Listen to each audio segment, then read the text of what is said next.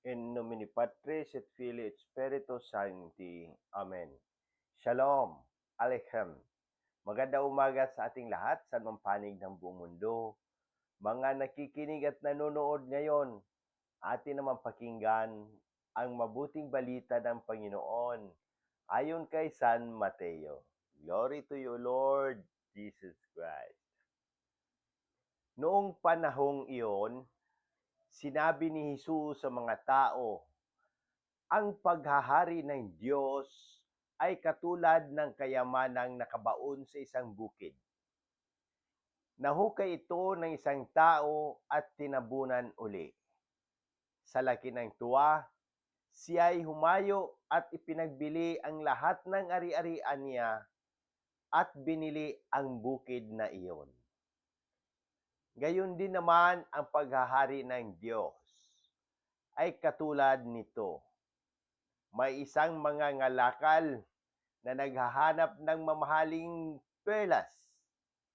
Nang makakita ng isang perlas na napakahalaga, siya ay humayo at ipinagbili ang lahat ng kanyang ari-arian at binili iyon.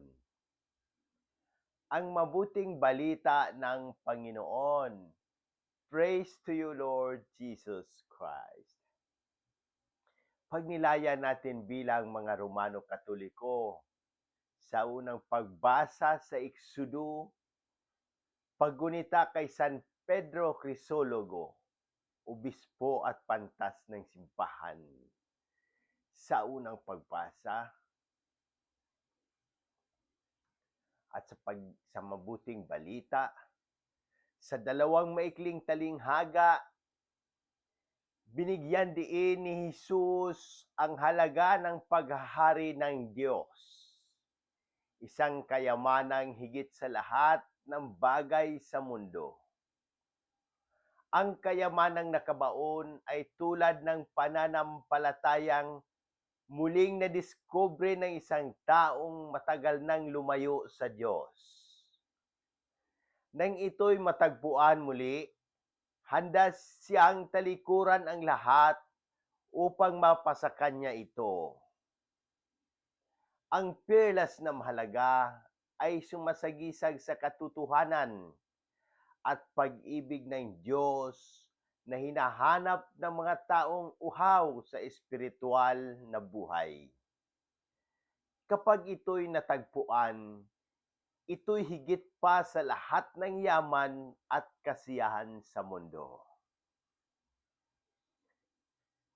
Kaugnay sa unang pagpasa sa Exodo, nang bumaba si Moises mula sa bundok, ang kanyang mukha ay nagliliwanag matapos makipagtagpo sa Diyos. Katulad ni Moises, kapag tunay nating tinanggap ang paghahari ng Diyos sa ating puso, ang ating buhay ay nagbabago at sumasalamin ng liwanag ni Kristo. Mga halimbawa sa ngayong panahon, kayamanang nakabaon, isang kabataan na nalulung sa bisyo, ngunit nakilala si Kristo sa isang retreat, iniwan niya ang dating buhay at naging volunteer sa simbahan. Perlas na mahalaga, isang overseas worker na sa gitna ng kalungkutan ay natutong manalangin, magsimba at magsilbi sa kapwa. Ngayon, siya'y mas malapit sa Diyos kaysa dati. Ang liwanag ni Moises, mga frontliners, guro at lingkod ng simbahan na nagsisilbing pag-asa sa kabila ng mga krisis at mga kasakitan. Tugon ng simbahan sa mensahe ng bagong Santo Papa Leo XIV, ang ating Santo Papa Leo XIV ay nananawagan sa pagbabalik sa ugat ng Ebanghelyo, simpleng pamumuhay, panalangin at pagkakawanggawa. Ang pangangalaga sa nilikha, pagtugon sa climate change, at pagkalinga sa mahihirap. Pakikiisa at pagkakapatiran, pagtutol sa digmaan at diskriminasyon.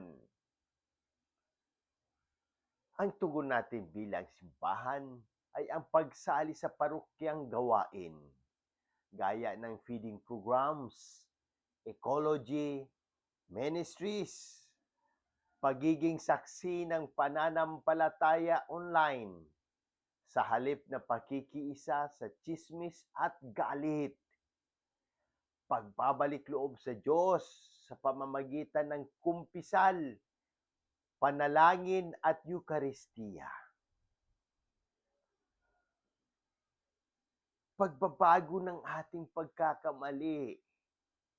Kung tayo'y naging malamig sa pananampalataya, simulan nating magdasal araw-araw at dumalo sa misa. Kung nakasakit tayo ng kapwa, humingi tayo ng tawad at manumbalik sa pag-ibig. Kung tayo'y naging sakim sa material na bagay, matutong magbahagi sa nangangailangan. Ang ating mga referensya ay nagmula sa Catechism of the Catholic Church, ang mga talinghaga at paanyaya sa paghahari ng Diyos. Gaudium et Spes, ang tunay na kaganapan ng tao ay nasa pakikiisa niya sa Diyos. Evangelii Gaudium ni Pope Francis, panawagan sa pagiging misyonero ng bawat Kristiyano. Manalangin tayo. Aming Diyos na mapagmahal, ikaw ang tunay na kayamanan at pinakamahalagang perlas ng aming buhay. Ibinibigay namin lahat sa iyo ang aming pangarap, kahinaan at buhay. Sa pamamagitan ng pag-aalala kay San Pedro Crisologo, turuan mo kaming mangaral at mamuhay ayon sa iyong salita.